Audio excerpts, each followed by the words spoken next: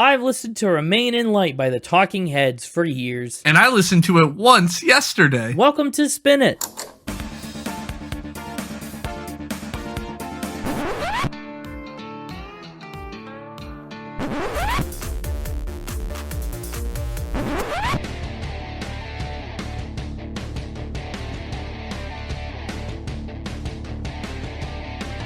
Hello, everybody, and welcome back to Spin It, the Record Ranking Podcast for people who would rather be listening to music. I'm James, and with me, same as he ever was, it's Connor. Sorry, I'm a little out of breath. Had to go on a bit of a run there. You had to go on a run? Yeah. Why? Had to go catch a house. You had to go catch a house? Yeah. Were you perhaps asking yourself, where is my beautiful house?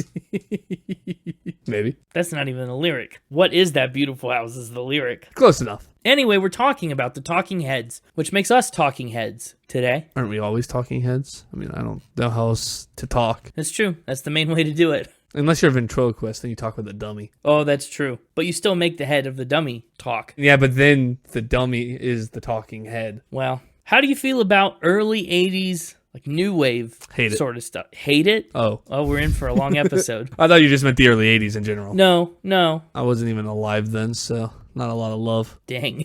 And by that, I mean, I love the 80s. Me too.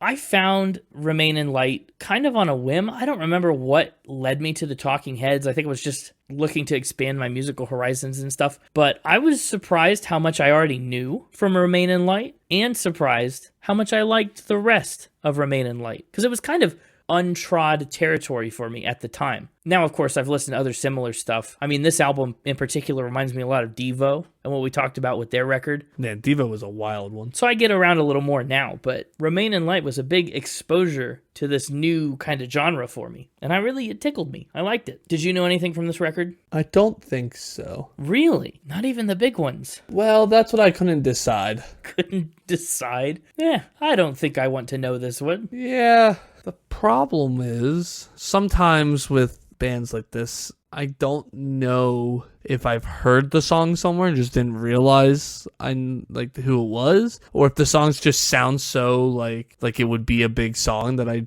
convinced myself that I must have heard it. Yeah, that does make sense. And if ever there was a song that fit that description, it's Once in a Lifetime. Right. It's a song that is everywhere, and it feels like you've known it. Probably even if you didn't, but I'm sure you did. That's what I said. I probably did, but I'm going to go with no since I can't recall. Yeah, that makes sense. You might know it in a couple places. There's an instrumental version used as the pilot of the US TV crime drama Numbers. Never seen it. No? Okay, I don't know for you in dramas like that. It's used in films like The Truman Show and Wreck-It Ralph.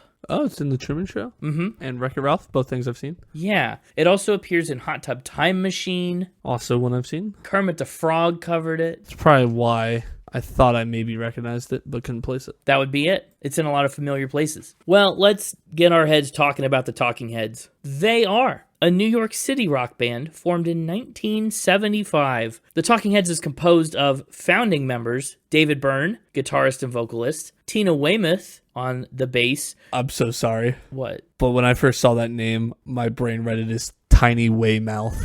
Just at a quick glance. Yeah. What's a Weymouth? I don't know, but I just broke up Weymouth into Weymouth, and I saw Tina, and I saw Tiny instead. Interesting. Tiny Weymouth. Yeah. Well, she's in the band. Tina. I might be tired. Maybe a little bit. Chris Frantz on the drums. And then in the band, there's longtime keyboardist, guitarist, and instrumentalist Jerry Harrison. He wasn't a founding member. He joined the band in 1977. But he actually left a Harvard graduate program to join the Talking Heads. Oh. Which is pretty wild. He was a talking head at a university. I mean, I suppose. I mean, he was a student. He was a learning head. Oh, he was a learning head. A listening head. He was a homework head if he was a good student. Yeah. I mean, how good of a student can he be? He left. Oh, but also he was at Harvard. He's a neutral student.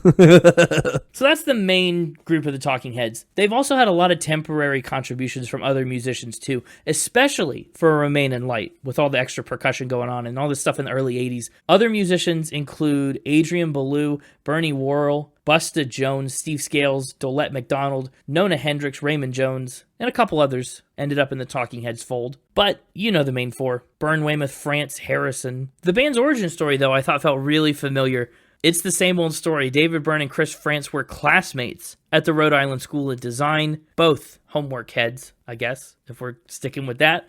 And they decided they wanted to launch a band. So in 1973, they got together and they formed the Artistics, very fitting name for an art school side quest. At the time, Chris Frantz is dating Tina Weymouth, who would give the band rides and transportation to a lot of their gigs, which is very kind of her. But she was mostly just shuttling them around for a while. They were as they said, a prototype punk band, playing covers of bands like The Who and the Sonics. That band obviously did not make it. They folded. But in their wake, Chris, Tina, and David moved into a communal loft in New York City. They started living together.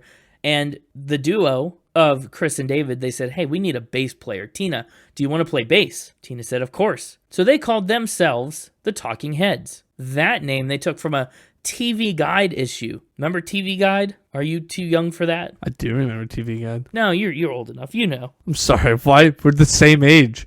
Why would... Yeah, but I'm an old soul. No, but the TV Guide. It was talking about talking heads, and it said talking heads was the term used by TV studios to describe a head and shoulder shot of a person talking as all content, no action. So the band really latched onto that all content, no action thing, and they kind of used it as a critique of society. You know, the talking heads. It's all talk. There's nothing going on. Very punk kind of attitude. Their first Talking Heads gig was no slouch. They opened for the Ramones, which is a heck of an opening gig. Their growing presence in the New York City punk and punk-adjacent scene kind of got them a really strong following. So before too long, the Talking Heads signed with Sire Records in late 1976. The next year, they would release their very first singles. They added Jerry Harrison to the mix, and they recruited their manager, Gary Kurfürst. Gary Kurfürst, I looked him up a little bit. He's got quite the resume. In addition to the Talking Heads, he's also worked with the Ramones, which may have to do or be caused by that first gig performance. I don't know. But he's worked with the Ramones, the Eurythmics, Blondie, Bob Marley, the B-52s, and a lot of other bands. He was the only manager the Talking Heads would ever have over their career. In September of 1977, the band's first studio album came out. It was called Talking Heads 77. Pretty simple title situation. That featured their major hit, Psycho Killer, which people used to speculate is about the serial killer Son of Sam. But actually, Psycho Killer predates the Son of Sam murders by a few years. Yeah. That album was produced in part, fun fact, by Tony Bon Jovi, John Bon Jovi's older cousin, the one that kickstarted Bon Jovi's recording career a few years later with the Star Wars Christmas special. You remember Tony Bon Jovi. Small Musical World. Small Musical World. Well, that first album, 77, was a smash hit. Robert Christgau said, like Sparks, the band, these are spoiled kids, but without the callowness or adolescent misogyny. Like Yes, the band, they're wimps, but without vagueness or cheap romanticism. Every tinkling harmony is righted with a screech. Every self-help homily contextualized dramatically, so that in the end the record proves not only that the detachment of craft can coexist with the frightening intensity of feeling, something most artists know, but that the most inarticulate rage can be rationalized, which means they're punks after all. I thought that was a really remarkable review. A very specific review, too, to point out, the very minutia of ways that this band is like and unlike all those other punk and prog bands. 77, that's been ranked as high as number 290 on Rolling Stone's list of the 500 greatest albums of all time. So that holds up. And in addition to that first record, 1977 was a big year for the Talking Heads for other reasons. Chris and Tina got married. So that's cool. Whoa. Marriage. Yes, that's what brings us together today.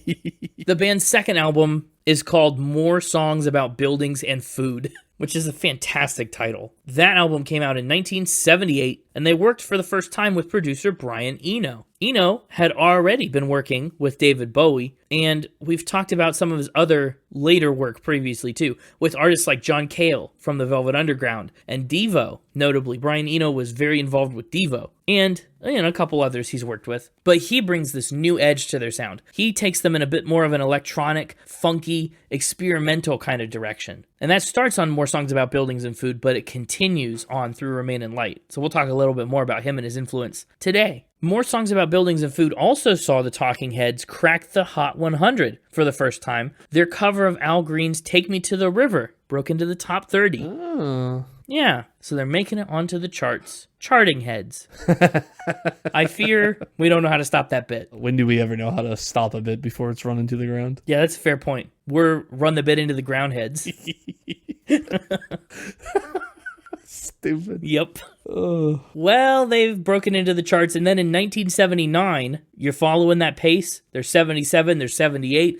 Now in 79, the Talking Heads put out their third record, Fear of Music. That's an album a year. That album, they also worked with Brian Eno, and they managed to stay relevant and really solidify their image with songs like Life During Wartime. Maybe you're familiar with the phrase, this ain't no party, this ain't no disco. You ever hear anyone say this ain't no disco? Yeah. That comes from the Talking Heads. Oh. And you didn't think you knew about them. They've transcended what you know. They've become ubiquitous. So that's cool. And then, of course, they stay on that same breakneck pace. And that's how we get today's subject, Remain in Light, in 1980. This album came out in the band's 5th year. It's their 4th record, and it's their 3rd outing with Brian Eno. At this point, they've been working together for 2 whole records, so their collaborative style and their voice is pretty well established and solidified. They're about to release essentially the biggest album of their career. But it's not all sunshine and roses. As the band is expanding, tensions are running a little high. The band did their Fear of Music touring season, and Tina and Chris are newlyweds. Their life looks a lot different than it did in 1974. So suddenly they're like, maybe we should step away from the band. Like, they're considering leaving altogether. They thought David Byrne was maybe a bit too controlling, kind of pulling the strings a little too hard. And while they're mulling it over, they took a trip down to the Caribbean. They head down to the tropics. I hear they have pirates. They do have pirates in the Caribbean. Perhaps the worst pirates I've ever heard of. But you have heard of them. Well, it's true.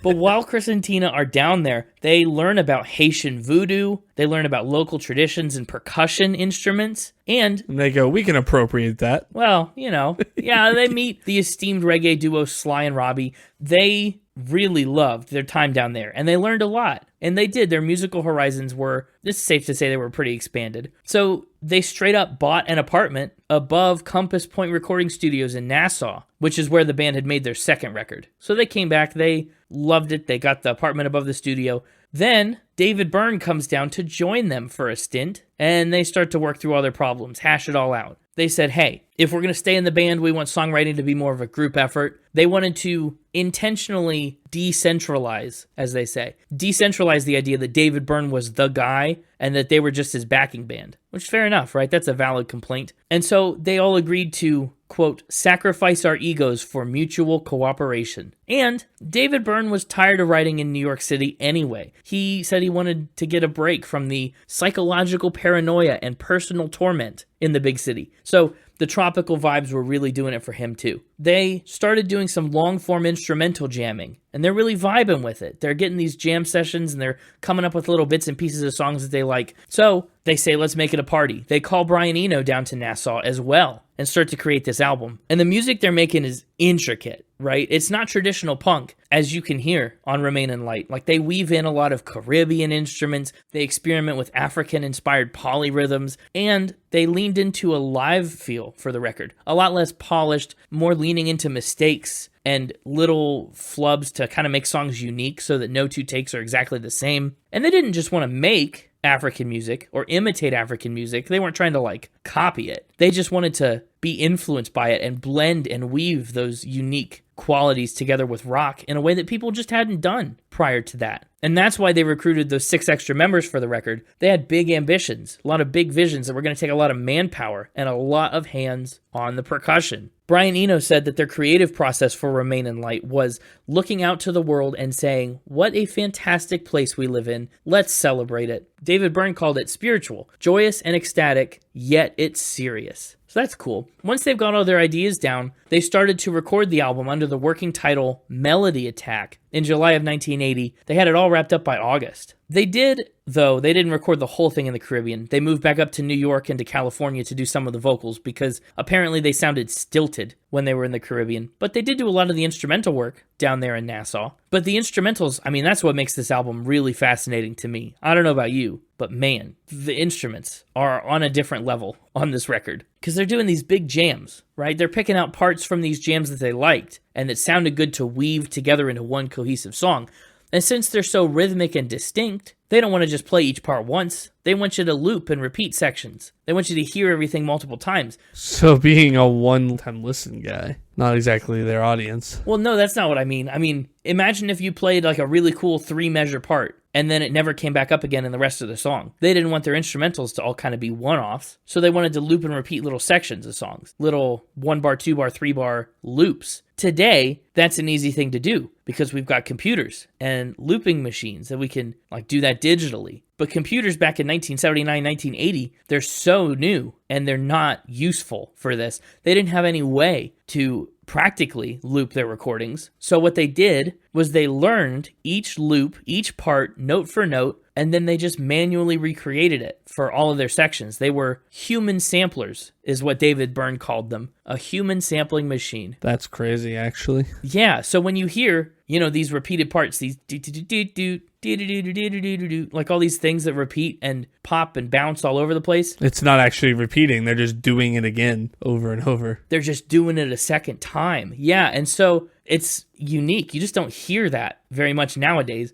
Radiohead's Johnny Greenwood would later say the repetitive nature of stuff, the way that they learned to be human samplers, he said, that's why it's not exhausting to listen to, because you're not hearing the same piece of music over and over again. You're hearing it slightly different each time. So you get little different, flubs, little different intricacies every loop, because it's just that human error, that manual variance, which is awesome. To do the vocals and the lyrics especially, Byrne was kind of scatting over a cassette tape and just trying to rhyme through onomatopoeias. So he would just kind of doobity-boop-boop-bow on the tape and listen until he wasn't hearing nonsense, as he said, and then he found something in it that he liked. That's where a lot of these lyrics came from. Kind of reminds me of what Tame Impala did, or someone else. There was another band that recorded by listening to a tape from across the room and then filling in the lyrics. Was that Tame Impala? No, he did stuff with the tape where he would take one cassette tape and then continuously overdub it. Yeah. But it might have been Def Leppard, who spoke lyrics into a cassette tape across the room and then handed it off to someone else to try and interpret what that cassette said. I remember something like that being recent. But that's what they're doing.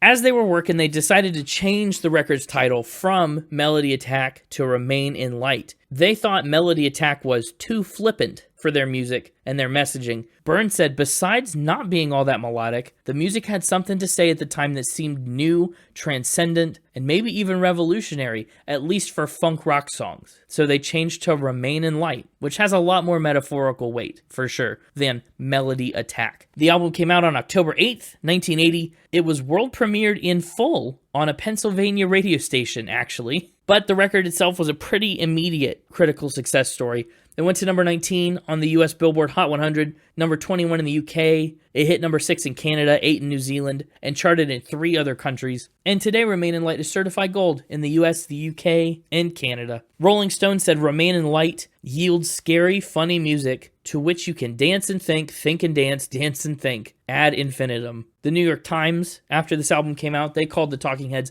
America's most venturesome rock band. The album has 5 stars and 10 out of 10 from, virtually everyone, all of them, all the publications. It was one of the best records of 1980, by all accounts, ushering in something kind of brand new for the entire decade. And Remain in Light has been as high as number 39 on Rolling Stone's Greatest Albums of All Time list as of 2020. And in later days, Remain in Light would go on to influence an album that I know you love, Radiohead's Kid A. Oh, I love that album. That's right. It's one of my all-time favorites. By golf scores, top 3. Yeah, true. One of my favorites, actually, though. By normal scores, top 3 for me.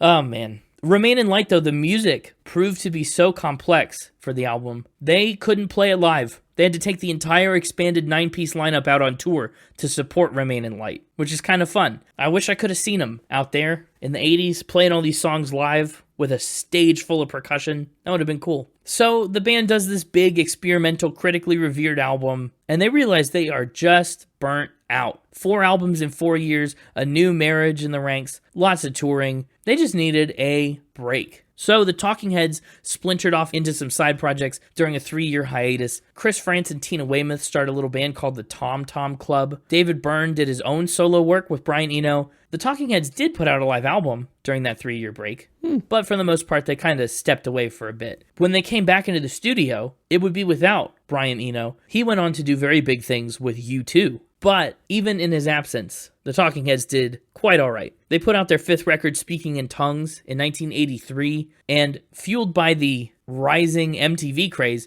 their song Burning Down the House became their only top 10 hit in the United States. The Speaking in Tongues tour in the early 80s would actually be the band's final tour. Throughout the 80s, they did 3 more records, Little Creatures, True Stories, and Naked. But just like before, David Byrne kind of started to pull on the reins a little too much, and it got under some skin. The band took another hiatus in 1988. That hiatus turned into a full-on disbandment in 1991. But, I mean, that depends on who you ask. Chris Frantz said he learned about the band breaking up in a newspaper article, which is wild when you're a member of the band. But he said, as far as we're concerned, the band never really broke up. David just decided to leave. But what are you going to do? You know, that's kind of how it goes. But in the 35 years of the band's absence, though, their solo and side projects have been alive and thriving. The Talking Heads, they did some touring as a 3-piece without David Byrne, where they called themselves the Shrunken Heads, which is hilarious. And they put out an album in 1996 called No Talking, Just Head, also hilarious. That's a wild one. It's a little suggestive. But since they didn't have David Byrne, on that album, they were able to feature a ton of vocalists, including Blondie's Debbie Harry, Gordon Gano of the Violent Femmes, and a lot of others. That album is packed with features. And of course, the band has come together a handful of times too. They reunited in 2002 for their induction into the Rock and Roll Hall of Fame, but of course they insisted there was still some bad blood and that they were, quote, miles apart musically. So that's tough. Tina Weymouth has gone so far as to say David Byrne is a man incapable of returning friendship. So there's still some bad blood, but you can read more about all that in Chris Frantz's 2020 memoir, Remain in Love. The band also reunited in 2023 for some interviews and some press tours to celebrate the 40th anniversary of their film Stop Making Sense. Apparently, though, music is still very much off the table. In 2024, just a couple years ago, the group turned down an $80 million offer for a reunion tour. Whoa. That's a lot of money. That is a ton of money. Like, how rich do you have to be to turn down $80 million? Or how much you just not want to do music? Yeah, I don't know, but that's tough. I mean, that's $20 million a piece to go and tour for, what, a couple months? Oh, well, when you put it that way, never mind. Yeah, I know. But I bet they still get pretty handsome royalty checks. I mean, just from Once in a Lifetime and Born Under Punches alone, let alone Burning Down the House. But that's pretty much where we'll have to leave it for now. I mean, that's where the group's at. They had a whirlwind of a career in the decade and a half that they were active. It's so cool that their music had such an impact that we're still here talking about it 35 years after they broke up. Love it. As for their awards and accolades, they earned 2 Grammy nominations for Burning Down the House and Storytelling Giants, and they have a Grammy Lifetime Achievement Award, and more intangibly, tons of musicians have claimed the Talking Heads as a big influence, including Eddie Vedder, LCD Sound System, Primus, The Weeknd, the 1975 St. Vincent Kesha, Radiohead. A lot of artists really look to the Talking Heads as pioneers of this new wave kind of style. Post-punk, electronic, self-sampling, like whatever you want to call it. Definitely the first of its kind. The top of a long family tree of similar things that this was kind of the genesis of. But anyway, that's what I've got for now. Time to invite our talking dastard out here, our lying head, the Mixtaper, and let's see what he's got about the Talking Heads for Fact or Spin. What do you say? I say I shall sit over here and be seen and not seen. Seen and not seen. That's great. Hopefully this goes cross-eyed and painless for you. Well, I'd like to not be cross-eyed, but painless would be nice. Well, hopefully the Mixtaper is the cross-eyed one, and then you're the painless part. I'd like to overload him with knowledge. Hey, it's me, the Mixtaper. This is not my beautiful Mixtaper. Born under punches. Born under punches, you say. And the heat goes on. I'm ready to do some Fact or Spin about the Talking Heads. This could be an interesting one. I can't say I know too much about the members of the band in terms of like a trivia sense. Well, you're going to learn 4 new things this week. That's for sure. Yeah, I'm hoping that you don't bounce back after last week. Connor almost shut you out. Yeah, it was pretty rough. Tina Weymouth. I've done it to myself now. You and Connor both. Tina Weymouth had a stint as a limo dispatcher. A limo dispatcher? Yeah. That's not typically a thing I think of as needing dispatched. Like, Well, somebody's got to summon them. I mean, yeah, but is the demand for on-call limos that much? Like, I would think you'd need to reserve them, or I don't know, maybe not. So someone calls Tina, her company, they get put through, and they say, hey, I need a limo. And Tina says, got it, on the way. I guess it's more somebody asked Tina to get a limo dispatched to them. Is that not what a dispatcher, is that not a synonym? Yeah, but like she didn't work for the limo company. Oh, so she's like a middleman? Yeah. They say, Tina, call the limo company? And get me a limo. Who's ordering limos from her? The Godfather of Soul, of course. The Godfather of Soul? James Brown, the Godfather of Soul, is ordering limos. James Brown. Well, we already know he could be a little temperamental. Why did James Brown need a limo from Tina, Weymouth, and why couldn't he call it in himself? Well, you see, they bumped into one another at a New York studio. Okay. And he thought she worked for the studio, and so gave her a phone number and said, call up my limo and get it here. Oh no. Call up my limo.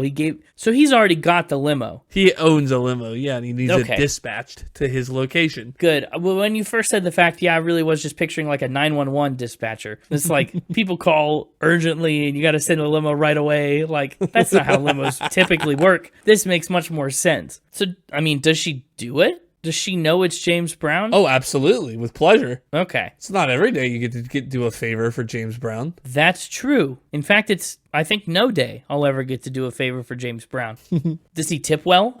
At least, does she get a handsome tip for this? I have no knowledge of any tip, good or otherwise. So just one time she called a limo for one guy. Well, not just any old guy. No. Godfather of Soul. Right, true. It's a weird place to start this round of Factor Spin, but it's where we've started. It is.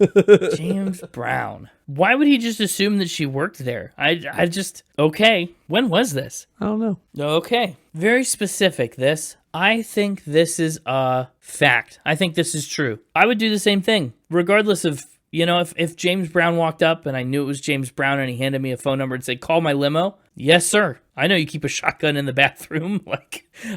Yeah, but not just because of that, because he's a cool guy. He is a cool guy. And this is a pretty cool true fact. True fact for me. Give me that point. Yeah, they bumped into each other at the Sigma Sound in New York. And when, they bumped into one another, Tina said, how's it going? And he said, going great. You are all my children. And then handed her the piece of paper with a phone number and said, get me my limo.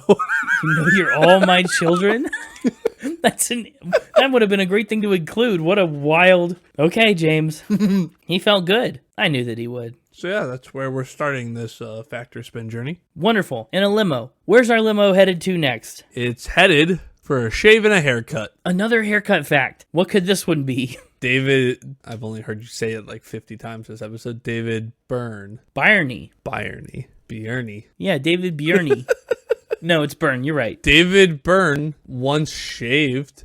Once shaved? With an interesting lubricant. Oh, okay. There's more to it. Well, I can say with confidence that this is the first time the pair of words interesting lubricant have been used together on this podcast.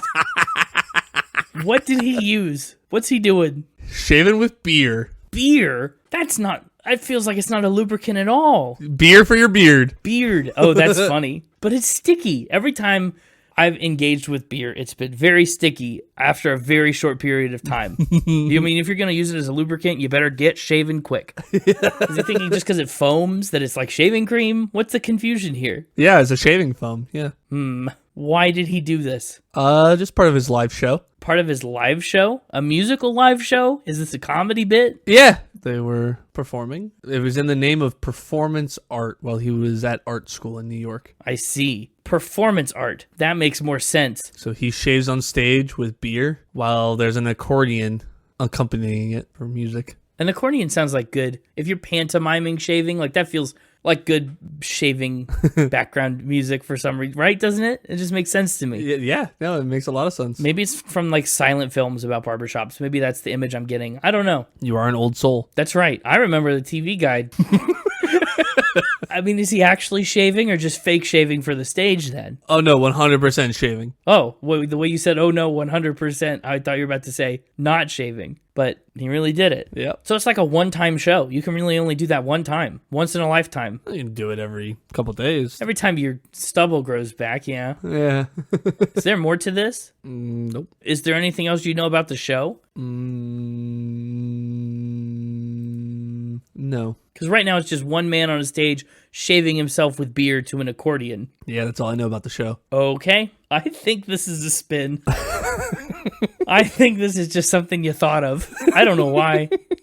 It does sound like me thought, doesn't it? Maybe? I don't know. I don't ever want to shave with beer, though. I think No. that'd be so unpleasant and smelly, sticky. Well, in The Adventures of Talking Heads in the 20th century, you can hear all about how unpleasant the facial bleeding was from this true fact. Ooh, facial bleeding with beer. Yeah. I mean, I'm not surprised it happened, but I'm just didn't consider the consequences of that. Yeah, it would be painful. Yeah. Turns out, not a good lubricant. Who'd have thought?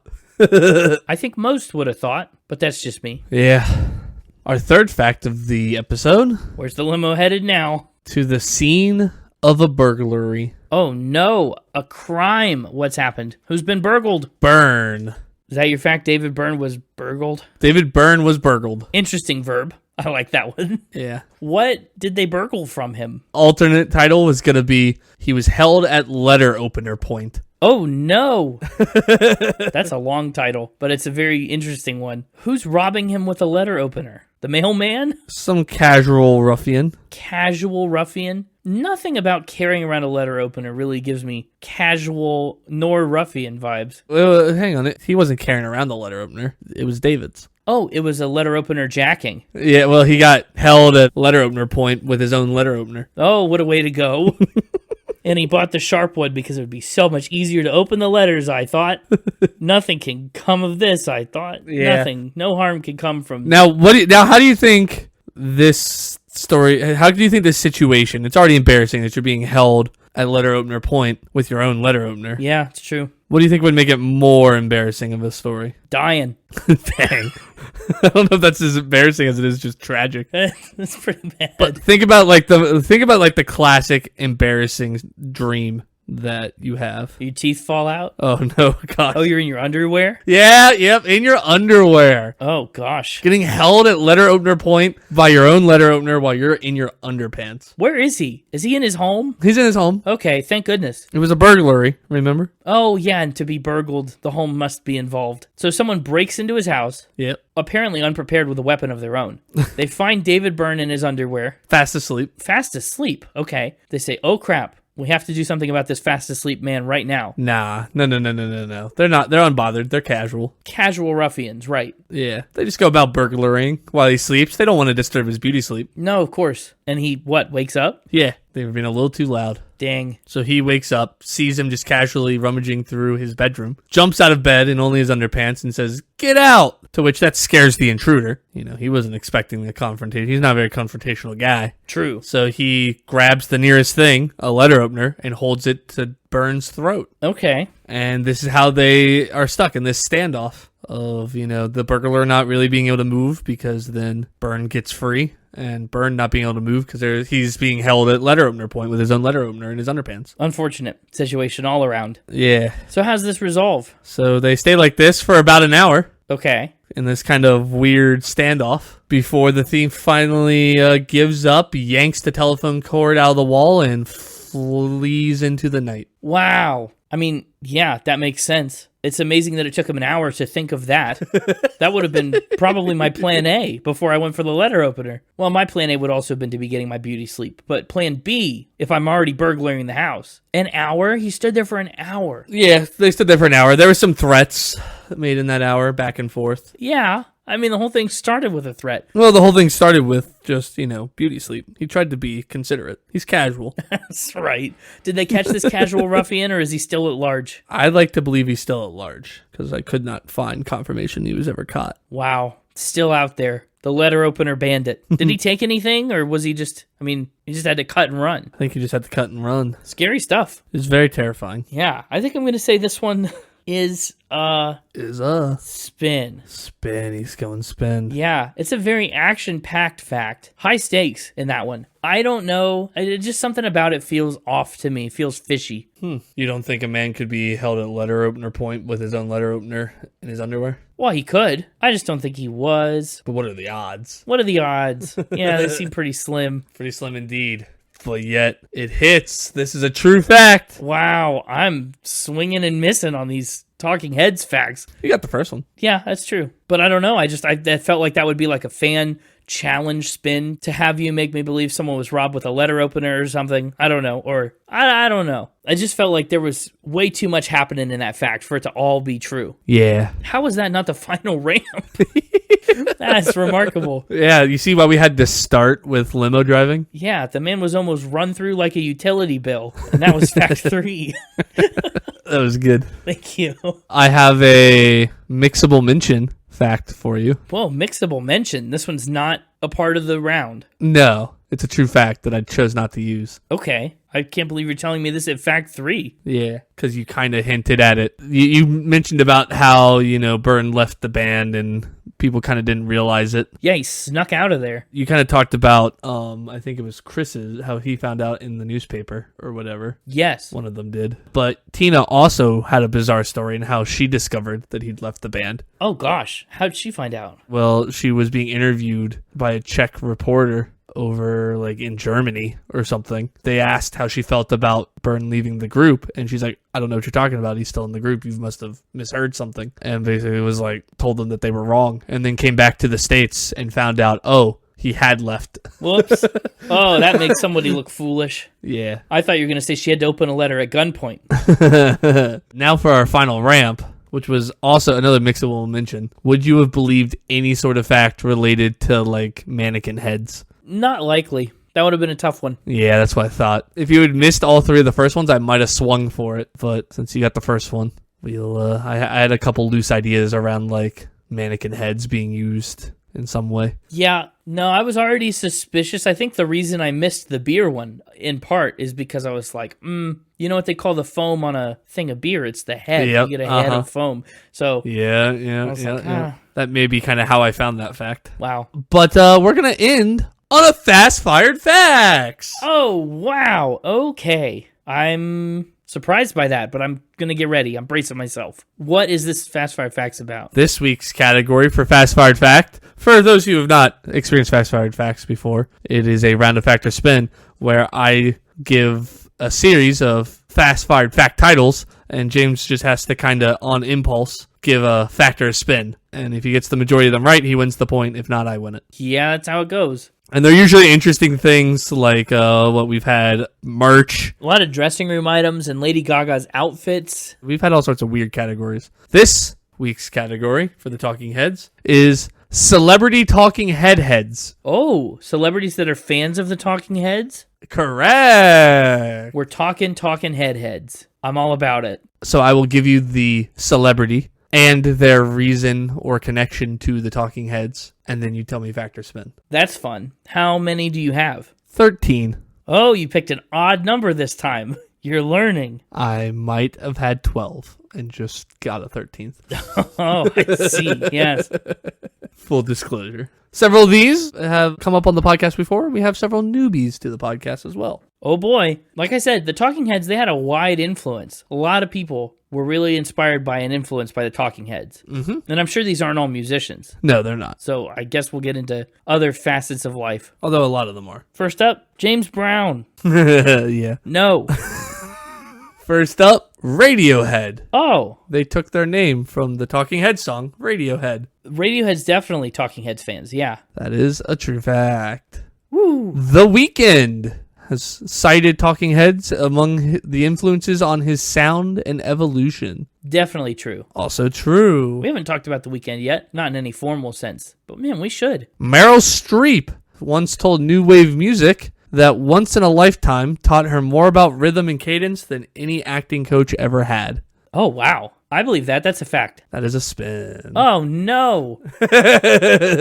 Morgan Freeman once narrated a Talking Heads concert intermission. Wow, that's awesome. Spin. That is a spin, but really cool. It is. That is a really cool made-up thing that I said. Yeah, you're right. It would be cool if it was true. James Murphy of LCD Sound System has said Talking Heads had a significant influence on his understanding of danceable yet intelligent rock music. Yeah, that's true. That is a true fact. I've been meaning to listen to LCD Sound System. Haven't quite got around to it yet. St. Vincent acknowledged Talking Heads as an influence, reflecting their art rock lineage in her own genre blending style. 100%. Listen to all the stuff we talked about on Marry Me, right? And the neon pink womb cube. Like, she's definitely got some Talking Heads influence in there. Elon Musk. Oh, that was right, yeah? Yeah, sorry. Yes, that was correct. I thought I said that. Yes, St. Vincent, correct. Elon Musk would compulsively play the Stop Making Sense live album during late-night design sessions for the Tesla Model X. That's funny. In some ways, Elon has stopped making sense. I think that's a spin. That is a spin. That is a spin. Too suspicious. Too bold with the lie. Trent Reznor of Nine Inch Nails spoke about Talking Heads' Remain in Light era and the influence of their collaboration with Brian Eno on his approach to studio experimentation. I believe that, yeah. Andy Warhol. Wait, was that a fact? Oh, yeah, sorry, I keep doing that. Yes, that is a true fact. Hey, that's 7. Okay, let's keep him going. Andy Warhol, big Spin It podcast alum, He just came up lately on the Bob Dylan episode. would go to many of the Talking Heads' early gigs and even invited them over to his new factory on the corner of Union Square for a party. Interesting. This seems right up his alley. Fact. This is a fact. I wasn't sure when Warhol died. Lou Reed was a fan of the band, except for Byrne's large amount of arm hair. That sounds very Lou Reedian. I feel like he definitely would be a big fan of this band. I don't know if he cared a lick about arm hair, but I guess it's true. That is true. He once told Byrne he should never go on stage in short-sleeve shirts. Wild. Lou Reed, what a guy. Serena Williams, that in her peak tennis years would put on Psycho Killer before every Grand Slam semifinal to get in the zone because, quote, the rhythm feels like a heartbeat on the brink of greatness. No, I think that's a spin. That is a spin. Matt Healy of the 1975 has listed Talking Heads among his influences, particularly appreciating their experimentation and new wave energy from the 80s. That one's true too. That one is true. And our final one. How is this our final one? Isn't this 13? No, this is much more than that. What? How many have I done? I've got 11 right. I've missed more than 2. Have you? I don't think you have. Have I gotten 11 right? I think so. You've kind of been nailing it. I guess I have. I've been counting on this little clicker, so I've definitely got 11. I just assumed I missed more. Well, I should give myself some credit. Number 13. Well, you missed Meryl Streep. Yes. And you missed... I think by my count, she's it. Yeah, I guess that would be it. She's the only... You almost went perfect. Unless you missed this one. Rats. Okay, number 13. Apple. Apple? The company. The company. I was like, not a person. Yeah. Like Fiona Apple? I was like, I don't know. The company. Apple the company. They're a fan of former Talking Heads bassist Jerry Harrison because of his ill-fated GarageBand.com that offered unsigned bands the chance to win record contracts that closed in 2010, allowing Apple to acquire the domain name for their music software of the same name. That's very cool, and it's also very spin. That is a true fact! Darn, I missed the second one. Yeah! They didn't have the domain name for their own music software until 2010 when GarageBand.com became available. That's wild. I thought it was just too coincidental. Yeah, that was originally going to be one of the facts until I decided to do Fast Forward Facts. That's very cool. I can't believe the Meryl Streep one was fake. Who was she? Was that a fake quote altogether? Did she actually say that about someone? Oh, yeah. That was completely fake. Wow. Well done. Made up. I made up just like everything with Elon Musk and Morgan Freeman. I made all that up. So you got 11 out of 13. So safe to say you got the point this week. Which means we've gone 50-50. Thank goodness. I knew I should have said fact on the beer one. And I knew I should have said fact on the burglary, but not really, because I would have done it if I knew. We had a good run this week. As promised, you learned 4 new things about the Talking Heads. Really, a lot of new things, thanks to Fast Hard Facts. True, so many. We'll see you next week when the great curve of Factor Spin curves on. I don't know. We'll definitely talk more about apples, though. We sure will. And until then, like the listening wind says, yeah! Oh, the wind in my heart. Goodbye, Mixtaper, and welcome back, Connor. You really knocked Fast Hard Facts out of the park. Yeah, that was good. I wasn't expecting it. I guess I really braced myself for it well. Yeah. Well, let's talk about this album art. This is a very interesting one. This is one of my favorite album art stories, probably that we'll encounter on the podcast. Yeah? Yeah, it's just kind of cool. So the original cover, when the album was going to be called Melody Attack, was going to be a shot of these Grumman Avenger airplanes flying through the sky.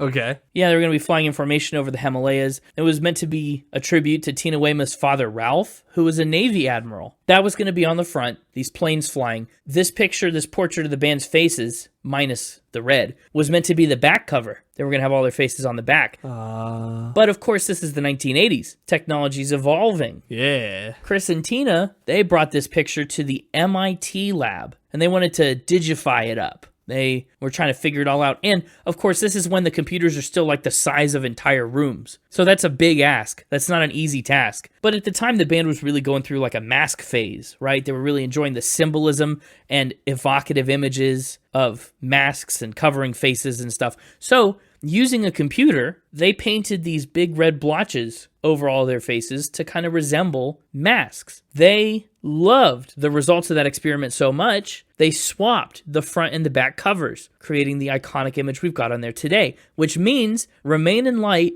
is one of the first albums ever released, and maybe the very first one, with a digitally designed sleeve. Oh. Mm-hmm. That's cool. Yeah, I think it's cool. That's one of the reasons it's one of my favorite album art stories. It's kind of unassuming. You do love a good historical thing like that. Yeah, it's unassuming, but it's kind of a neat fact. A nice one for your pub trivia, you know? Yeah. Psychoanalyst Michael Brogg says that the cover is a disarming image, which suggests both splitting and obliteration of identity. He said it plays to the album's themes of identity disturbance. He said the image is in bleak contrast to the title, with the obscured images of the band members unable to remain in light. And I think it's very cool in that way, too. A lot of deep symbolic stuff in there. They decided to keep the planes for the back cover too, because the band felt they were emblematic of the ongoing Iran hostage crisis. Also, fun fact, I mean, there's 4 of them. You can count them. It's David Byrne, Chris Frantz, Jerry Harrison, Tina Weymouth. But Brian Eno contributed a lot to this album, of course, you know, as a producer, not really as a part of the band. But this was his 3rd album with them, and he said, hey guys, he said, could I also maybe be on the album cover too, perhaps, maybe? The band said, no, you can't be on the album cover. You're not in the band. How dare you ask us? Yeah, you might wonder, maybe that's part of the reason he didn't come back for a 4th record. I don't know.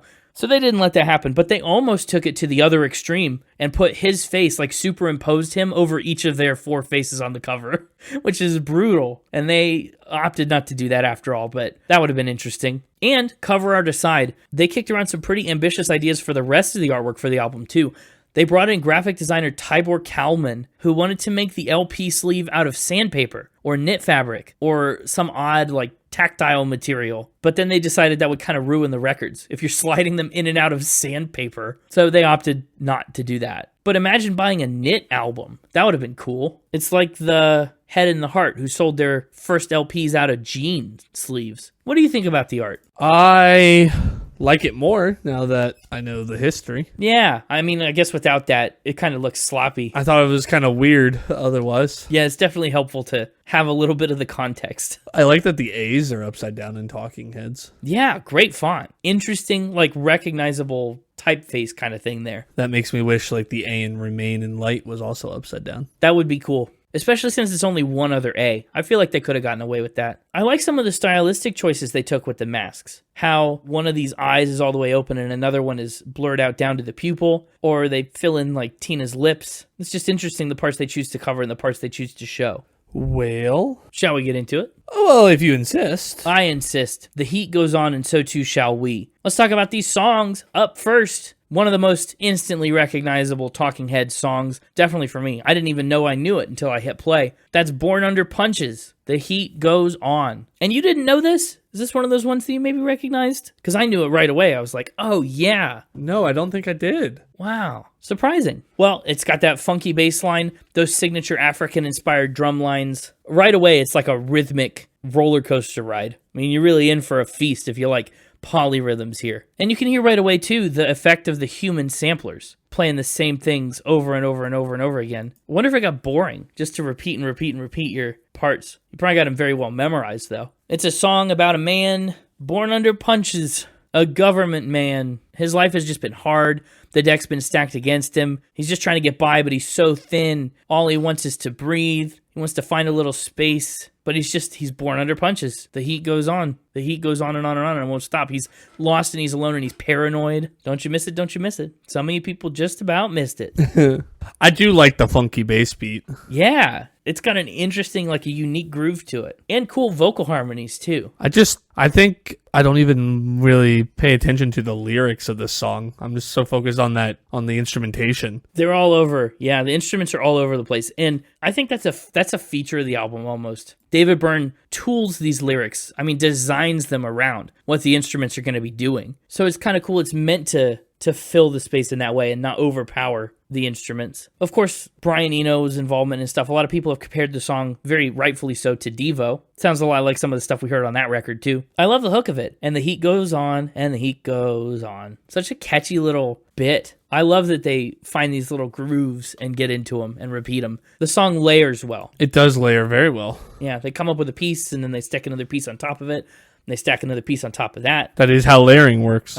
Fun fact, though, the guitar solo that you hear, they recorded the guitar piece by piece with a delay, like a time delay pedal. And then in post, they mixed the speed all up by hand on different sections. So the guitar solo was like not something they sat in the studio and played, let's sound it like this. They engineered it to sound that way. But then live, when they did it for stage shows, the guitarist did try to replicate what they ended up creating in the studio. I just think that's kind of cool. A handmade guitar solo. I like the intensity of David Byrne's voice. He doesn't necessarily express a ton of dynamic range on songs like Born Under Punches or Once in a Lifetime, but over the course of the album, he gets a lot of range in between some spoken word pieces later on that we'll get to. But Born Under Punches is a great first introduction to him. A little singing, a lot of shouting, kind of a good combo for him. Did it feel, with the human sampling, did it feel too repetitive? It's 6 minutes long. 6 minutes long is a little long. Well, there's 3 of them there. It's 3 tracks that are close to 6 minutes or over it.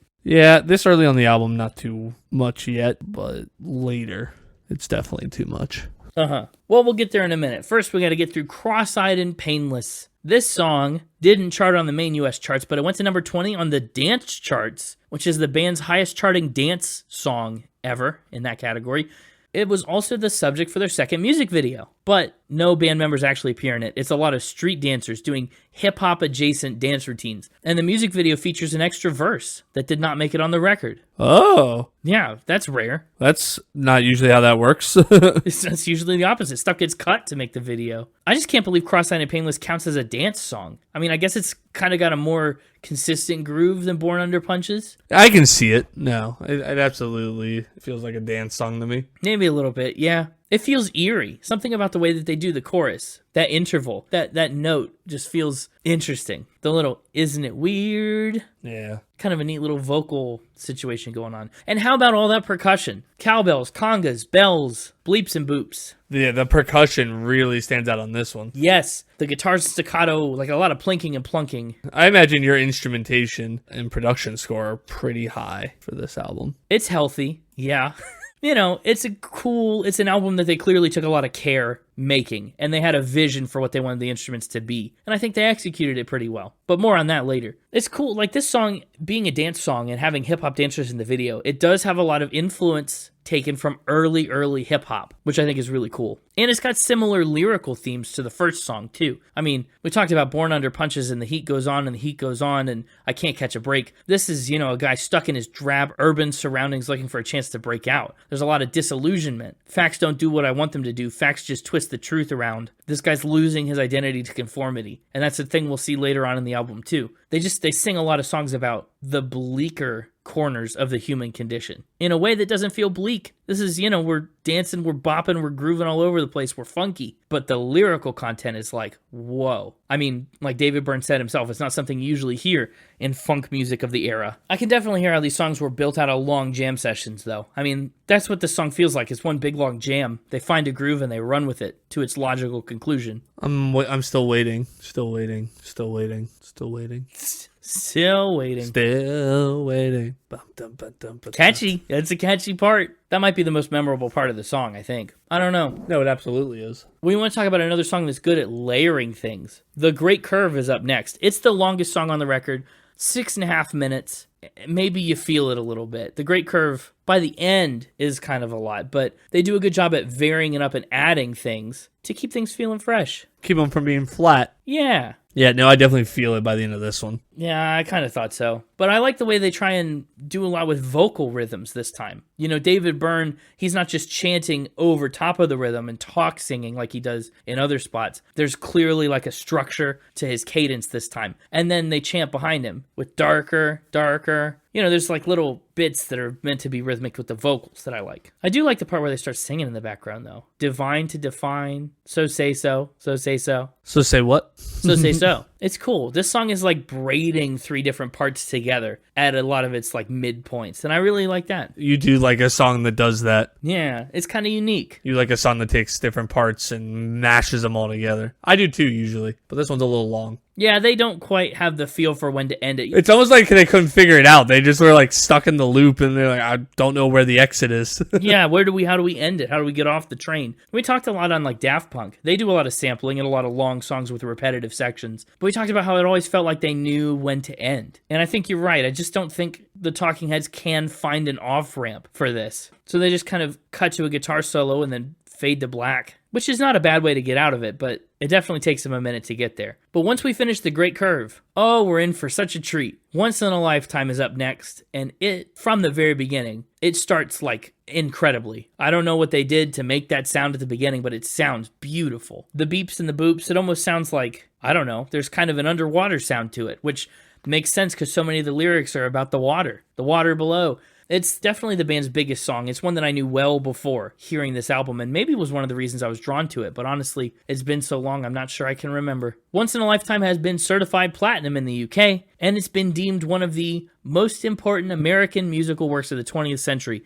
by the Rock and Roll Hall of Fame. It's quite the award. It sure is. Rolling Stone put it at number 28 on their list of the 500 greatest songs of all time in 2021, and the band almost didn't even put it on the album. Brian Eno was not the biggest fan of Once in a Lifetime. Isn't that always how this goes, though? It feels like some of the biggest hits by these big bands and musicians are ones that almost don't even make the album. Yes. Look at Hozier. I mean, with Too Sweet. And so many others. I mean, the All-American Rejects, we talked about it. There's a couple other times, too. It comes up a lot. Everyone's like, no, this is the hit song. Yeah, you see, the part of the song that I recognize, I think, is the letting the days go by part. Yeah. Let the water pull me down. That's the part that I'm like, I think I've heard this somewhere. But the rest of it's just so unfamiliar. So it's like, I don't know if the things that sample this only ever really use the chorus or like what's going on. The chorus is the most popular part, yeah. It's a pretty song, though. It's a cool song. The vocals and the hook, this talking that David Byrne is doing, was inspired by preachers delivering really impassioned sermons. That was a thing I had seen, or so that's a thing the Mixtaper had seen and thought about bringing as a fact, but figured you also knew. Yeah, you may find yourself living in a shotgun shack. Like, he just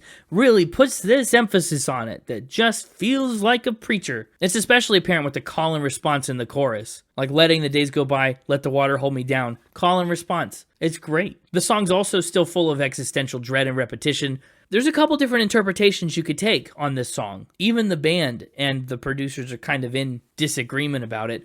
AllMusic Steve Huey says that the song is about the drudgery of living life according to social expectations and pursuing commonly accepted trophies, like a large automobile and a beautiful house and a beautiful wife. But I don't think that's quite right. David Byrne himself says the lyrics are more like coasting through life in a daze. He said, we operate half awake or on autopilot and end up with a house and a family and a job and everything else, and we haven't really stopped to ask ourselves, how did I get here? And I think that's fair. I think that's my favorite preferred interpretation. Sure, it's a good one. Yeah, and Brian Eno swooped in with a third opinion, and he said, it's saying what a fantastic place we live in, let's celebrate it. That was a radical thing to do when everyone was so miserable and gray. But I definitely like the second interpretation. You blink, and it's here. You blink again, and it's gone. Water flowing underground, like just pulling you along. You're caught in the tide.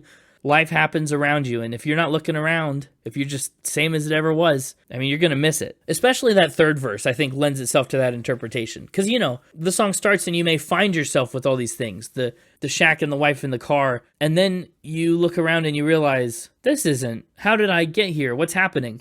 How did I get here? Yeah. And the third verse, you know, you may ask yourself, what is this beautiful house? Where does that highway go to? Am I right or am I wrong? Like you start to have this question, this dread, and this curiosity, this ambition, but you're like being pulled along by the current. You've already done all this stuff. And you say to yourself, my God, what have I done? Like you blink and it's too late and the water's holding you down. The water's flowing underground, just moving on without you. Such an interesting song. Each instrument, too, kind of took a different approach to the rhythm in this song.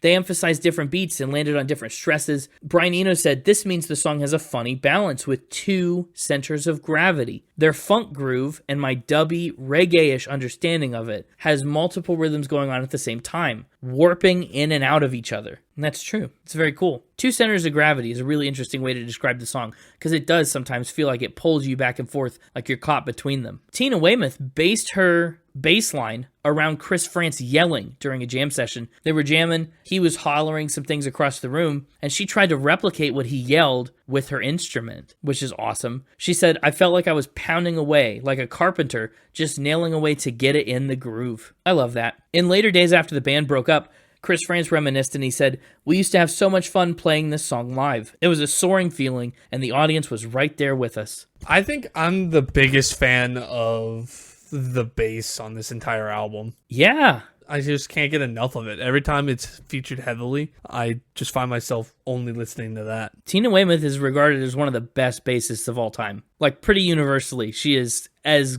good as it gets or close to it. Good to know. Mm-hmm. Yeah, keep her in mind. The music video for Once in a Lifetime, they shot it on as small of a budget as possible. They really were trying to cut corners and save money, and it turned into one of the best videos of the 80s, which is no small feat, by the way. The 80s were full of music videos. So it's just very impressive that they were able to do so much with so little, and such an awesome song. So awesome, in fact, that Kermit the Frog covered Once in a Lifetime in 1996. And yes, that is as bad as it sounds like it would be. There, take a look. This is already wild. Yeah, why is he in such a big suit? He's such a small frog.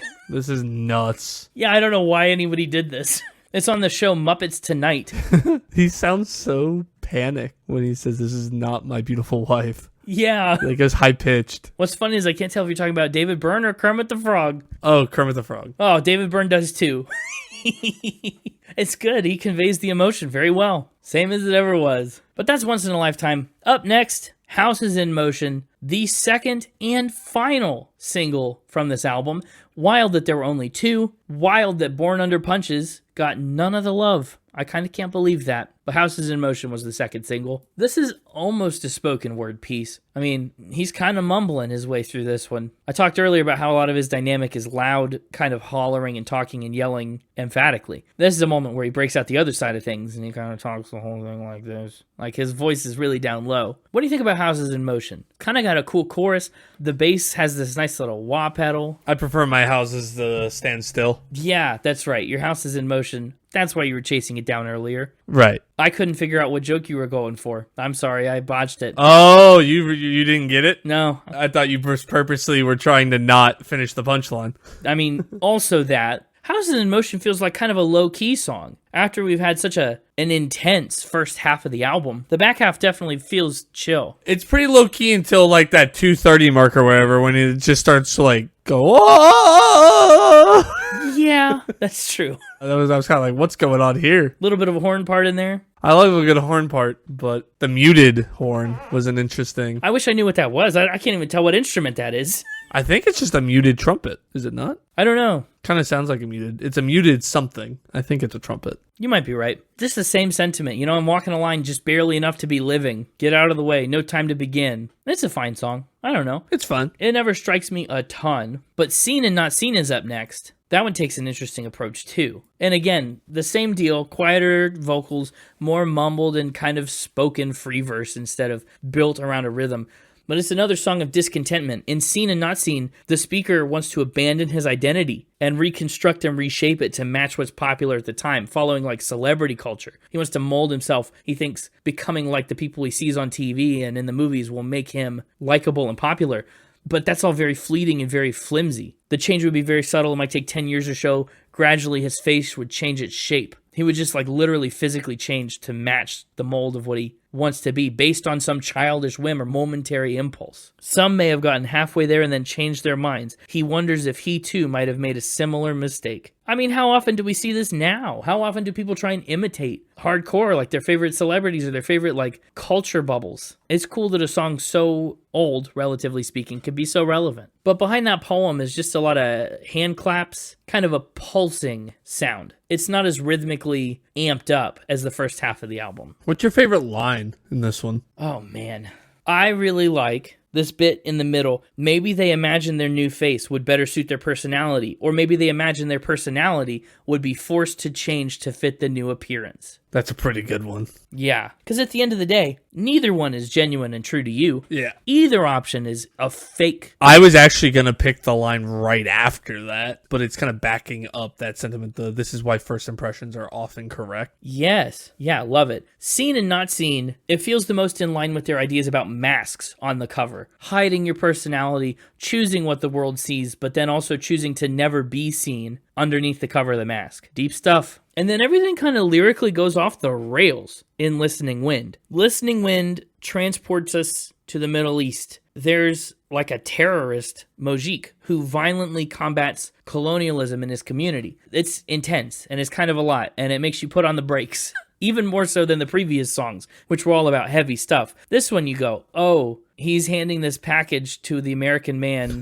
and it's going to explode. The wind in my heart comes to drive them away. Oh, it's so like intense, and it's very intense. Like it's a deep song. And remember, this is in the middle of like the Iran hostage crisis too. Tensions, like stuff's happening in the world and in the Middle East, and America's doing a lot of things. David Byrne said, I don't know if I could get away with performing that live anymore. Talking about Listening Wind. He said, I understand why America is not universally loved. That's been obvious to me for years and years, but it's not obvious to a lot of Americans. Their immediate reaction is, they love us, they're just jealous, they just want McDonald's. I don't think that's true. But what a bold song to make. What a statement kind of piece. Mojik waits for news in a quiet place. He feels the presence of the wind around him. He feels the power of the past behind him. He has the knowledge of the wind to guide him on. It's such an eerie kind of song. It is. This is maybe the first track that I was drawn into the lyrics on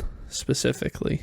Yeah. And I think that's because there's not a lot happening musically there. The lyrics are all they offer up for you. Yeah, well, and just the way it's sung really pulls you in. Yes. Well, it's quite an interesting song to take in the lyrics for. Yeah. I think it's the song on this album. I mean, this album deals with a lot of heavy, deep, kind of unsettling topics. This album's meant to agitate you, like deep in your spirit.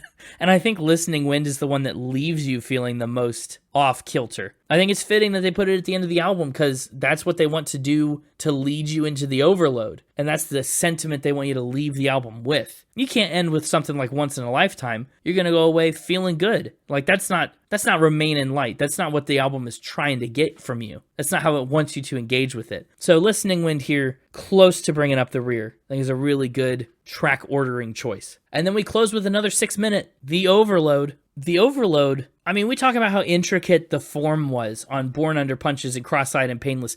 How much pulse and rhythm and structure there is in those songs. The human sampling, they're very carefully crafted and constructed. The Overload is definitely, it's more ethereal and ambient, and we've kind of lost a lot of our sense of rhythm, which is such a far direction for this album to go. Like, it covers a lot of rhythmic ground. The difference between Born Under Punches and The Overload is stark. It feels experimental, it feels heavy. Apparently, The Overload was an attempt to imitate the British post-punk band Joy Division, but they were kind of flying blind. Nobody in the Talking Heads had heard any of Joy Division's stuff, but they'd heard it described, and they wanted to match that vibe. So they took the descriptions of what they heard about Joy Division and then made the overload out of it, which is pretty wild to do sight unseen. Yeah. And there's so few lyrics, too. I mean, it's pretty long and spread out. I liked it, though. It's, again, a heavy and kind of dark end to this album. A gentle collapsing, the removal of the insides. I value these moments we're older than we realize. Wow. Yeah, and it's so weird. It's so slow and deep and heavy, but yet it went by faster, in my opinion, than The Great Curve did. I mean, literally, that's true. Well, It went by 30 seconds faster, at least. but you understand what I mean. Yeah, I understand what you mean. Even though there's less to listen to. Yeah, because it pulls you along for the ride. Whereas The Great Curve, I don't know, there's so much happening there. You kind of have to take it all in just as one, like, bulk thing. The Overload feels like more of a journey unwinding and not the looping loop of The Great Curve. Yeah. But anyway, let's get into some final spin. Big fan of this album. I think this was a really fun one to discover. There's some big Talking Heads hits here, and I'm excited to go explore a lot of their other music. You know, I want to know Burning Down the House. I want to know 77. I want to know all the stuff that they've done. A lot of talent here. David Byrne is such a known vocalist and lyricist. Like I said, Tina Weymouth's one of the greatest bassists to ever touch the instrument. And I think they write really compelling music that tackles,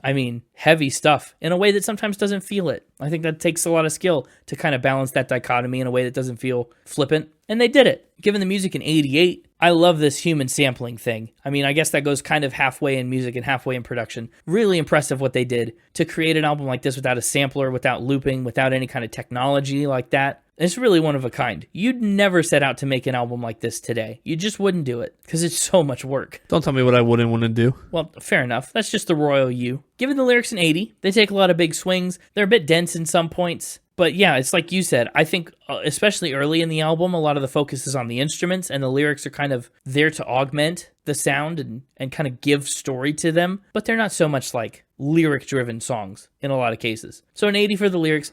Instruments and production get a 90. Brian Eno does really interesting work. 90. You were right. That's a pretty strong score. It is healthy. Overall vibe, 94. Really cool album. It did a lot. Is like a turning point for this style of music. A digitally designed historic album cover is pretty cool. That kind of factors into the vibe score a little bit.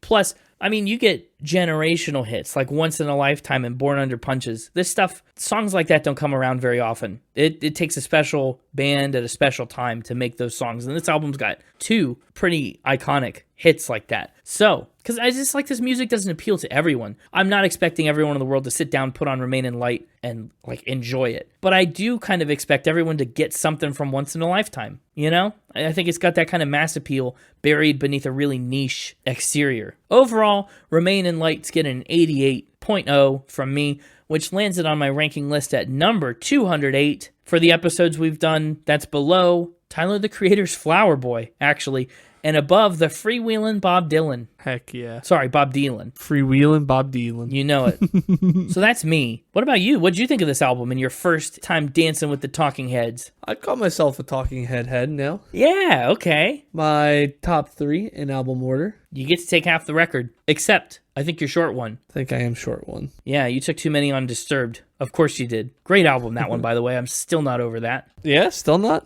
Yeah, it was great. I'm really enjoying the Year of Redemption. I've had it's gotten so much better for me than any other year in terms of picks. It's been fun. My top 3 in album order. That's right, we got to get back to that. We're going to go with Born Under Punches, mainly because of that bass. Okay, I thought you would. Then we're going to jump all the way down to Once in a Lifetime. Oh, skipping a lot of the more up-tempo parts of the album here. Yeah. I did kind of think Crosseyed and Painless might get a nod, but it didn't sound like you were too into the Great Curve. And then since I only get one more, I've got to give it to The Overload. Whoa, The Overload. Yeah. Interesting pick. I quite liked it. Great, yeah. It's definitely unlike anything else on the record. I'll be basic with my playlist pick and take Once in a Lifetime. Let you take whatever other song you want. Okay. I don't know if that's so basic.